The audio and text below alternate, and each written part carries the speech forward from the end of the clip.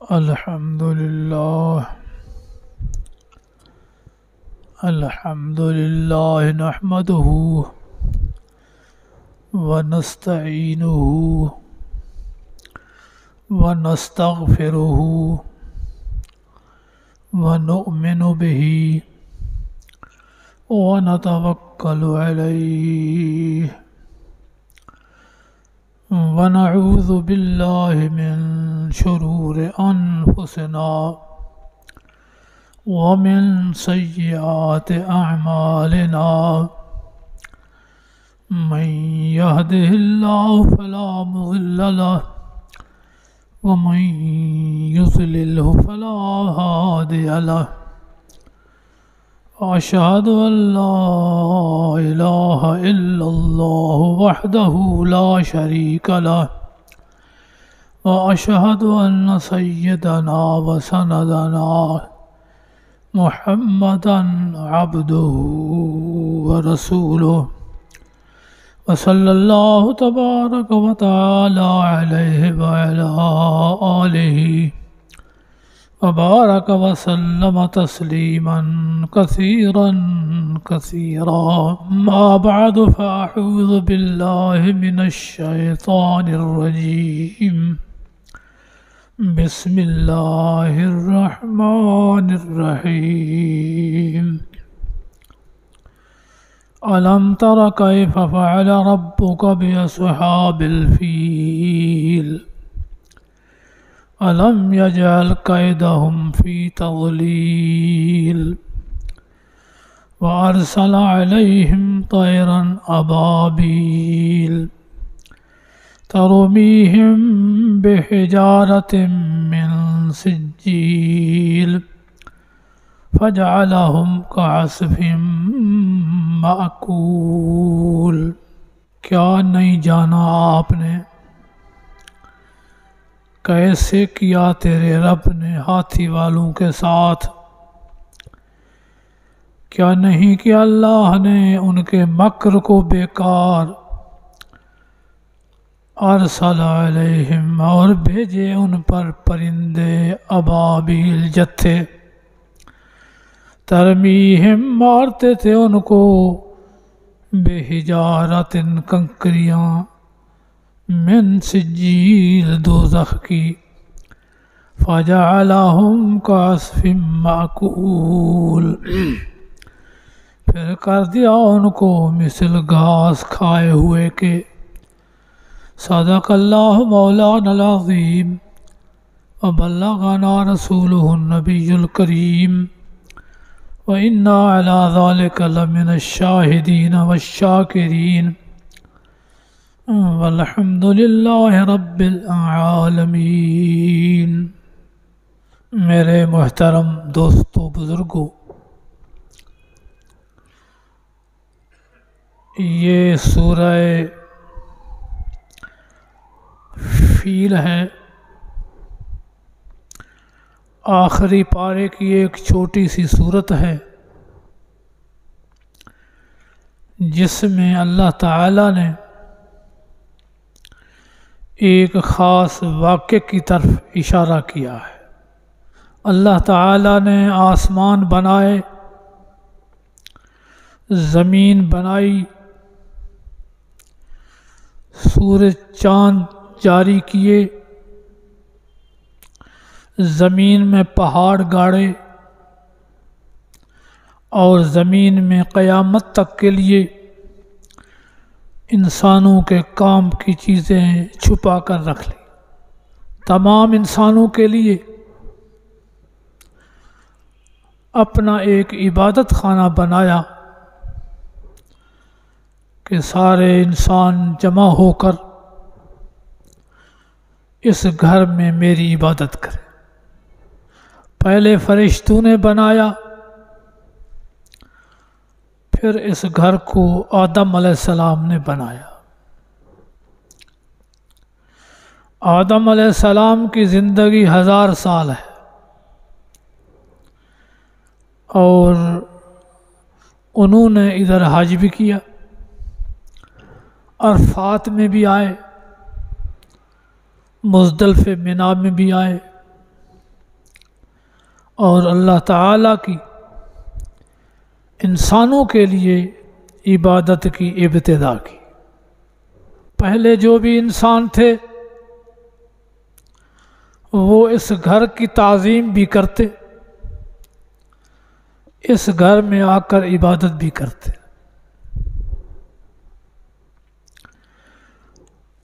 نوح علیہ السلام کے زمانہ سے انسانوں میں بگاڑ پیدا ہوا اور اس گھر میں اللہ تعالیٰ کی عبادت کے بجائے انہوں نے شرک شروع کیا، اور اس شرک کی سزا ان کو ملی کہ سارے غرق کر دیے گئے۔ پھر انبیاء علیہ السلام آتے رہے، اور ان میں بڑے نبی حضرت ابراہیم علیہ السلام، پھر ابراہیم علیہ السلام کے بعد بڑے نبی موسیٰ علیہ السلام، ان کے بعد بڑے نبی عیسیٰ علیہ السلام، اور ان سب کے بعد آخر میں بڑے نبی محمد صلی اللہ علیہ وسلم۔ اللہ تعالیٰ نے ساری انسانیت کو دعوت دی کہ اس گھر کی حاضری دو اور ادھر آ کر حج کرو، لیکن امتوں نے کچھ مانا اور کچھ اس سے بگڑ گئے۔ ہندوستان میں اللہ تعالیٰ کے نبی شیس علیہ السلام آئے ہیں، اور بھی اللہ پاک کے نبی آئے ہیں، اور انہوں نے بھی یہی کہا ہے کہ بیت اللہ میں جاؤ اور حج کرو۔ ان لوگوں نے بیت اللہ کو چھوڑ کر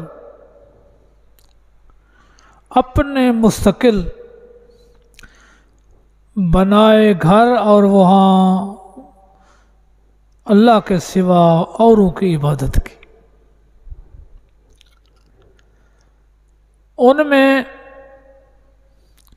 ہندوستان میں جب مسلمان نہیں آئے تھے تو ملتان ان کا حج کا گھر تھا۔ ملتان میں 2 بت رکھے ہوئے تھے، ایک کو حیولہ اکبر کہتے، دوسرے کو اصغر کہتے۔ ایک چاند کی مورتی تھی، دوسری سورج کی تھی۔ سال میں یہ لوگ دور دراز کے علاقوں سے یہاں آ کر حج کرتے تھے۔ ایک بڑی صندوق تھی، اس میں وہ پیسے ڈالتے تھے، اور وہ پیسے 3 حصوں میں تقسیم ہوتے تھے، کچھ مجاوروں کے لیے، کچھ تعمیر کے لیے، کچھ معبودوں کے لیے۔ یہ بیت اللہ کے بجائے انہوں نے ادھر مرکز بنا لیا۔ محمد بن قاسم آئے، مسلمان، ملتان فتح کیا اور ان کے اس شرک کو ختم کیا، لیکن ان میں وہی تصور، وہی خیال کہ ایک جگہ سال میں ہونی چاہیے جہاں جمع ہوں، اس کو وہ یاتری بولتے ہیں، اور زیارت کے لیے سال میں اب بھی ہندو مختلف جگہوں میں زیارت کے لیے جمع ہوتے ہیں۔ تو یہ اصل بیت اللہ کے لیے تھا، وہاں سے ہٹ کر انہوں نے اپنے اپنے معبودوں کے لیے زیارت گاہیں اور یاتری بنایا۔ تو یہ ساری قوم ہندو کی، سکھوں کی، یہ بیت اللہ سے کٹ گئی۔ وہاں کی زیارت، وہاں کی عبادت، یہ سارے ختم ہو گئے۔ بیت اللہ کو کلی طور انہوں نے چھوڑ دیا۔ اور ہندوستان، چائنا، روس، ان ملکوں میں جو یاتری اور زیارت ہے وہ اللہ کے لیے نہیں ہے، اپنے اپنے معبودان ہیں ان کے لیے۔ پوری اس قوم میں ایک گھر بھی اللہ کا نہیں ہے جن میں یہ عبادت کرے، سارے کے سارے ایک غیر ہیں اور ان کے سامنے یہ سال بھر جھکتے ہیں۔ یہ ساری امت بیت اللہ سے کٹ گئی۔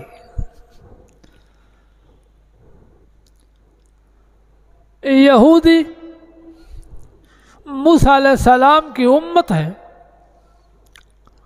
موسیٰ علیہ السلام نے حج کیا ہے۔ آپ صلی اللہ علیہ وسلم فرماتے ہیں کہ موسیٰ علیہ السلام اپنی اونٹنی پر بیت اللہ کی طرف آ رہے ہیں اور گویا کہ میں دیکھ رہا ہوں کہ آ رہے ہیں۔ تو انہوں نے بھی بیت اللہ میں حاضری دی اور حج کیا ہے۔ امت پوری کٹ گئی، یہ بیت اللہ کی طرف نہیں آتے۔ عیسیٰ علیہ السلام کی امت، عیسیٰ علیہ السلام حج پر آئے ہیں، انہوں نے بھی بیت اللہ کی زیارت کی ہے اور حج کیا ہے۔ اور یہ عیسائی مشینری اب کہتے ہیں دنیا میں عرب سے زیادہ ہیں، لیکن بیت اللہ سے کٹے ہوئے۔ ان کو بھی بیت اللہ کی زیارت، حج نصیب نہیں ہے۔ بیت اللہ کو آباد کیا ہے تو پھر محمد صلی اللہ علیہ وسلم اور آپ کی امت نے۔ اور یہ بیت اللہ اللہ کا گھر، اللہ کی طرف نسبت ہے، تو وہ اپنا گھر ثابت بھی کرتا ہے کہ میرا ہے۔ نبی علیہ الصلوۃ والسلام بھی پیدا نہیں ہوئے تو حبش کے بادشاہ، اس کا وزیر دفاع تھا ابراہ، وہ فوج لے کر آیا تھا یمن میں۔ یمن میں یہودی تھے، انہوں نے نصارہ پر ظلم کیا تھا، عیسائیوں پر ظلم کیا تھا۔ گڑھے، خندقیں کھودی، اس میں آگ جلائی اور عیسائیوں کو اس میں جلایا۔ یہ اطلاع ملی روم کے بادشاہ قیصر پر، اس نے حبش کے بادشاہ کو پیغام بھیجا کہ یہودیوں سے بدلہ لو۔ تو اس نے حبش سے فوج چڑھائی اور آ کر یہودیوں سے یہ علاقہ یمن والا چھینا، مارا اور بھگایا ان کو، اور یہ وہاں یمن کے علاقے میں قابض ہو گئے اس فوج کے سربراہ کا نام ابرہ تھا۔ ابرہ نے آ کر یہ عیسائی مشینری ہے، یہ تجارت کو اہمیت دیتی ہے، تو بیت اللہ کا حج ہوتا تھا، اور حج میں تجارت ہوتی تھی۔ تو اس ابرہ نے سوچا کہ اس بیت اللہ کی تجارت میں اپنے ملک یمن میں کر لوں، تو اس نے بیت اللہ کا متبادل ایک گھر بنایا جس کا نام بیت اللہ رکھا، اور اس پر جو اینٹیں لگائیں وہ سونے پانی کی اینٹیں تھیں، اور یہ ماتحت تھا حبش کے بادشاہ کا۔ خوبصورت گھر بنا کر حبش کے بادشاہ کو پیغام بھیجا کہ میں نے آپ کے لیے ایک ایسا گھر بنایا ہے کہ دنیا میں اس کی مثال نہیں ہے۔ اب میں بیت اللہ کو گراؤں گا تاکہ لوگ حج ادھر نہ کریں ادھر کریں، اور بیت اللہ کی تجارت جو ہے وہ ہمارے ہاں آ جائے۔ یہ پیغام بھیجا، خط بھیجا اس نے اپنے بادشاہ کو۔ یہ اطلاع ملی عرب کو کہ یہ ہمارے بیت اللہ کو گرانا چاہتا ہے، تو اس پر پھر ایک بدوی نے ان کے اس گھر کی توہین کی، جا کر اس گھر میں پاخانہ کیا اور بھاگ آیا۔ اس کو اور غصہ چڑھ گیا۔ اسی طرح ایک دو اور واقعے بھی آئے، تو پھر اس نے کہا کہ اب میں بیت اللہ کو نہیں چھوڑوں گا۔ 60 سے 80 ہزار فوج تیار کی۔ یمن تقریباً بیت اللہ سے 1000 میل ہے، اور یہ روانہ ہوئے بیت اللہ کو گرانے کے لیے۔ اس میں پورا عرب جو ہے، حجاز جو ہے، یہ سارے بیت اللہ کی تعظیم کرتے ہیں۔ شرک تھا ان میں، لیکن بیت اللہ کی تعظیم کرتے تھے۔ تو جس قبیلے کو پتہ چلا کہ یہ بیت اللہ گرانے جا رہا ہے، تو اس قبیلے نے اس ابرہ سے جنگ لڑی، لیکن اس کی بہت فوج تھی، وہ قبائل تھے، ان کو شکست ہوتی گئی، اور یہ مکہ کے قریب مغمس مقام ہے، وہاں پہنچا ہے۔ وہاں اس نے ڈیرا لگایا اور اپنا وفد بھیجا نبی علیہ السلام کے دادا حضرت عبد المطلب کے پاس کہ آپ میرے ہاں آ جائیں۔ حضرت عبد المطلب چند شخصوں کے ساتھ اس ابرہ کے پاس پہنچا۔ بڑا خوبصورت تھے، چہرہ بھرا ہوا اور وجیح اور باوقار آدمی تھے۔ بادشاہ پر ان کا بڑا اثر ہوا۔ وہ اوپر کرسی پر بیٹھا تھا، اتر کر نیچے آ گیا اور کہا ہم آپ کے ساتھ تو لڑنے کو نہیں آئے، ہم بیت اللہ کو گرانے آئے ہیں۔ تو حضرت عبد المطلب کی 200 اونٹنیاں اس کی فوج نے پکڑ لی تھی۔ حضرت عبد المطلب نے کہا میں تو اپنی اونٹنیاں لینے آیا ہوں۔ کہ کمال ہے تیرے عقل پر بھی، تمہارے باپ دادے کا دین بیت اللہ ہے، میں اس کو گرانے آیا ہوں، تجھے اونٹنیوں کی پڑی ہے۔ حضرت عبد المطلب نے فرمایا اونٹنیاں میری ہیں، بیت اللہ کا ہے، مجھے اپنی اونٹنیوں سے ہے، بیت اللہ جانے، تو جانے، اللہ جانے، میرا کیا اس سے؟ وہ خوش ہو گیا کہ یہ تو لڑتے نہیں ہیں، اونٹنیاں واپس کر دی۔ حضرت عبد المطلب آئے، بیت اللہ کے سرداروں کو اکٹھا کیا، بیت اللہ میں داخل ہوئے، بیت اللہ کے غلاف کو پکڑا اور سارے سردار رونے لگ گئے کہ یا اللہ ہماری طاقت نہیں ہے کہ اس سے لڑے، اب ہم تیرے حوالے کرتے ہیں، طاقت ہوتی تو جانتا ہے تو ہم ضرور لڑتے اس سے، لیکن ہمارے پاس اتنی طاقت نہیں ہے کہ ہم ان کا مقابلہ کریں۔ روتے ہوئے دعائیں کرتے ہوئے بیت اللہ سے نکلے، اور عبد المطلب نے کہا مکہ چھوڑ دو، کوئی مکے رہے ہی نہ، اللہ جانے اور بادشاہ جانے جو کچھ کرتا ہے۔ تو یہ مکے سے باہر نکل گئے، وہ وہاں سے آ گیا مزدلفے اور منا کے درمیان وادی محصر ہے، ادھر فوج لے کر آ گیا، 60 سے 80 ہزار فوج۔ اب اس نے حکم دیا کہ چلو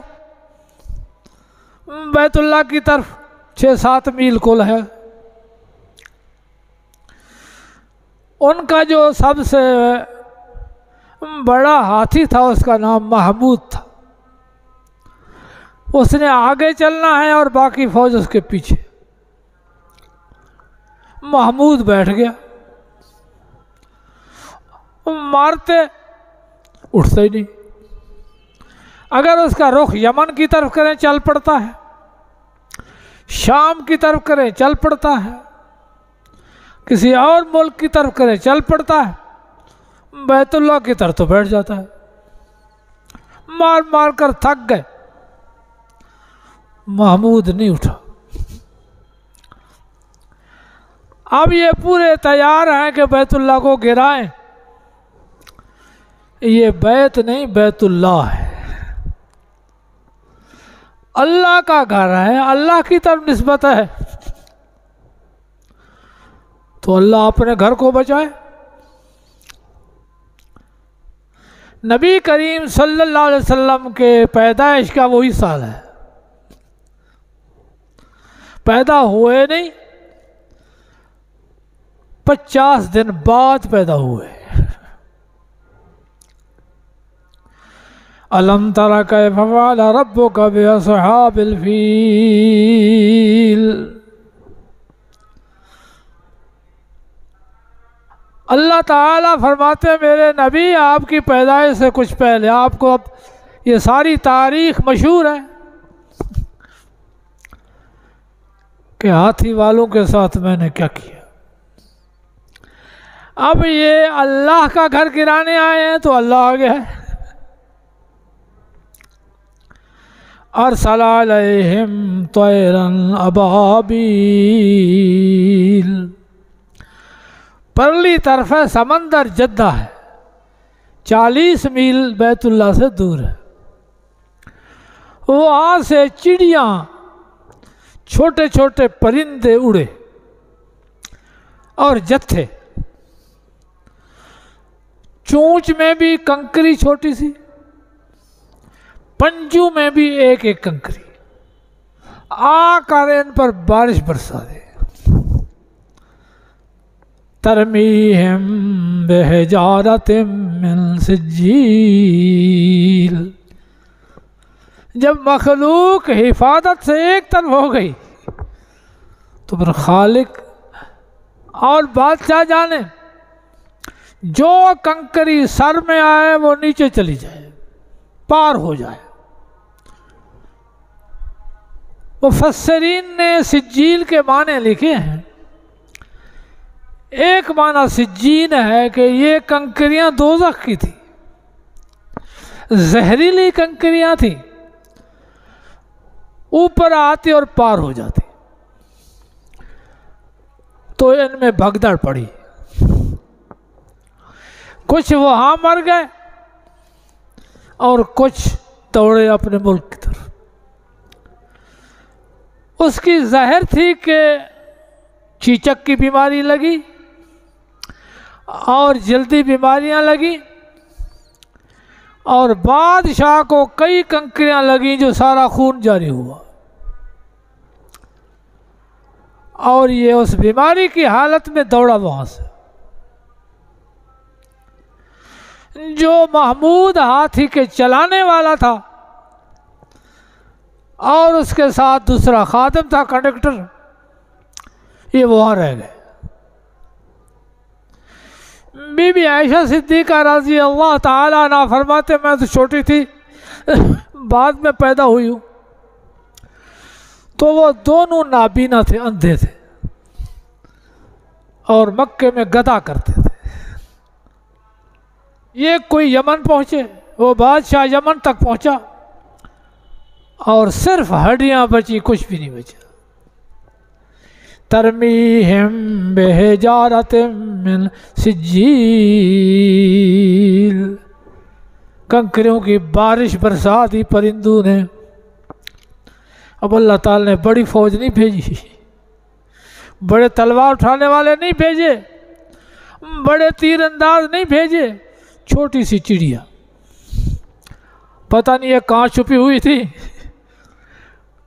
سمندر سے ظاہر ہوئی اور ساری فوج 80,000 کو تہس نہس کر کے رکھ لیا۔ فَجَعَلَهُمْ كَعَصْفٍ مَأْكُولٍ، گوبر کی طرح بن گئے، جیسے جانور گھاس کھاتا ہے اور پھر گوبر پھینکتا ہے، یہ اسی طرح ہو گئے۔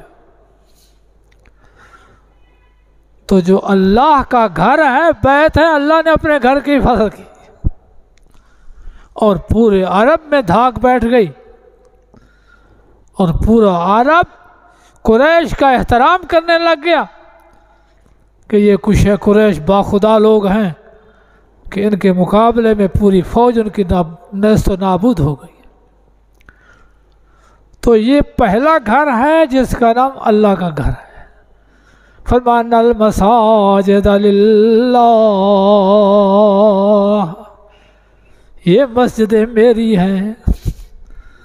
جب اللہ کی طرف نسبت ہوگی تو وہ اللہ کی ہو گئی۔ اب ہمارے ذمہ اس کی حفاظت ہے، وہاں تو محافظ نہیں تھا تو پھر اللہ نے حفاظت کی، اور ہمارے ذمہ اس کی حفاظت ہے۔ اور اللہ فرماتا ہے طاقت بناؤ،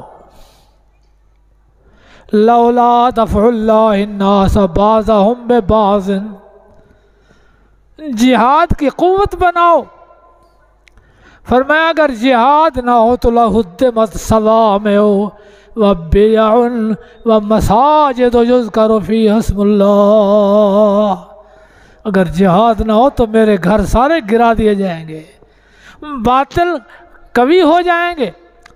اس لیے تم نے حفاظت کرنی ہے، باطل کا تم نے مقابلہ کرنا ہے، اور میرے گھروں کی حفاظت کرنی ہے تاکہ یہ قیامت تک باقی رہیں، زندگی ملاقات۔ اقول قولی ھذا واستغفر اللہ، آخر دعوانا